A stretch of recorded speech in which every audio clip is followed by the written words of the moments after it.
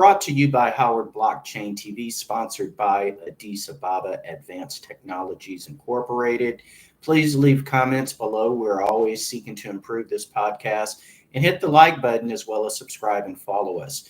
Today is the day after the 4th of July, so markets are open, but in general, most American investors are still on vacation. So the market activity that you're seeing today is really being driven by overseas investors. A lot of crypto bulls are taking their profits out of the market. Bitcoin has dropped an additional $500 to 56,585 US dollars. Ethereum and Tandem has dropped below $3,000, which is the first that it's been under $3,000 for about 3 to 4 months, to 2,986 US dollars. In the news, Sony Corp is investing $105 billion in a Bitcoin trading platform, and the German government has transferred $17.6 million in Bitcoin to Coinbase. So these are strong advancements for global support of Bitcoin. And the United States government is going to have to make its adjustments, because the U.S. Treasury has just written a tax code that it wants the Internal Revenue Service to follow on transactions. And the U.S. Treasury is in no position to write any policy. So these are the things. Now, we're living in an age in the United States where government entities are making up their own rules.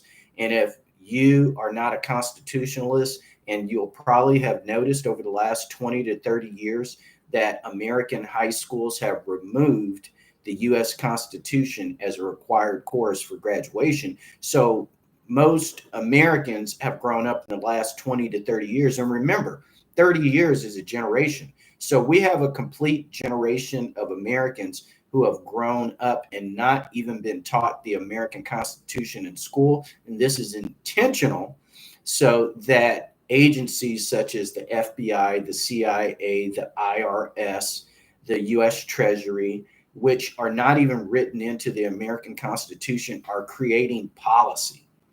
The only entity in America that has the ability to write federal policy is Congress, and that is the legislative body.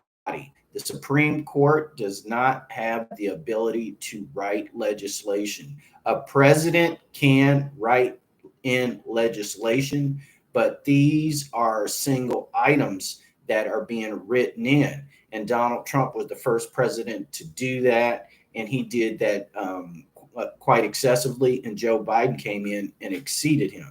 So the executive branch can write in something into law as an executive order, and that is how it's done. But in general, it's the legislative branch, Congress, both the House of Representatives and the House of Senators, that are responsible for creating federal policy in the United States.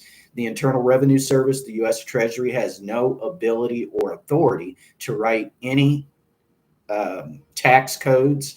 Can make recommendations. The U.S. Treasury and Internal Revenue Service can write memos and make recommendations for upcoming bills, how policy should pertain to transactions performed in cryptocurrency. But the U.S. Treasury, the Federal Reserve Bank, has no ability. The SEC has no ability to regulate cryptocurrency, and that's because it's not a federal currency. And that is what the Federal Reserve, as a private entity, it's a private bank, is attempting to do, is extend its authority, because Americans, we're getting away from the U.S. dollar. The end of the U.S. dollar is coming quickly. Okay, it's monopoly money. It is backed by nothing. It's worthless. The U.S. Treasury can continue to print this green paper, and we can go around and use it as currency. But people, since Henry Kissinger was able to convince Richard Nixon to get off the gold standard, that was the end of the U.S. dollar, and that is how Israel obtained a lot of power by getting the U.S. off the gold standard, because now the United States can give a lot of military aid and weapons, tanks, planes, fighter jets to Israel and write it off as paper. Whereas when we were on the gold standard, well, and we were balancing a budget, you had to find a way to pay for that type of expenses and gifts. And right now, the United States has no ability to do that. So that is the reason why BRICS exists. And that is Brazil, Russia, India, China, and South Africa. And they are using the Chinese yuan as for the payment of debt. And internationally, the US dollar has been used to pay off debt.